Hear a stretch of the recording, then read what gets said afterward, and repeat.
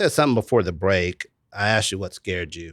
Uh-huh. You got any more to add to that? Yes, I do. I love all the swelling of local support for so many businesses. And there's the major retailers that are really front and center in promoting local community. And I appreciate them so much. What I don't want to say I fear it, because that would seem like I don't trust people, but I don't want that emotional attachment from our community for their local businesses and people they know that they're spending their money with. I don't want that to go away. Oh, yeah. And that would, anything can happen. Yeah, that's true. Speaking of, I mean, when these big retailers came through, Mm-hmm.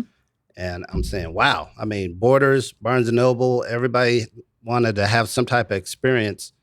When they came through, what did you do? Well, one thing we did, we were located in downtown Wichita, and we knew that we were about the last holdout in retail at that time when they started coming in. So we opened 2 little stores on the east side in Piccadilly Square, when at that time it was a really happening shopping. Yes. And yes. it still is. Yeah, but, it is. But it was a different makeup and a different culture. And we had a kids store and kind of what we call the adult store. Some people would snicker when we said that. But we did that. So we had 2 smaller stores with more traffic. So we changed our locations. And then that proved difficult. Just because you're successful with 1 store doesn't mean, and it seems like 2 would be efficient. It's really not. It wasn't for me. I had a lot of challenges. And so we moved into a neighborhood, into the College Hill area, Mm-hmm. into the locally owned Lincoln Heights Center Mm-hmm. and Lincoln Heights Village. And we had everything under one roof. We also added the cafe. Right. Those things were key in our survival. And one of the things that was fun when we added the cafe is that we saw more community. Now that you figured that out and how to combat the big boys and sent some of them off running, so who's your ideal customer now? Who is my ideal customer? That's such a good question. I mean, they're all an ideal customer. Anybody who comes into the store, one of our tenets of retail is that everyone comes in with a problem to solve.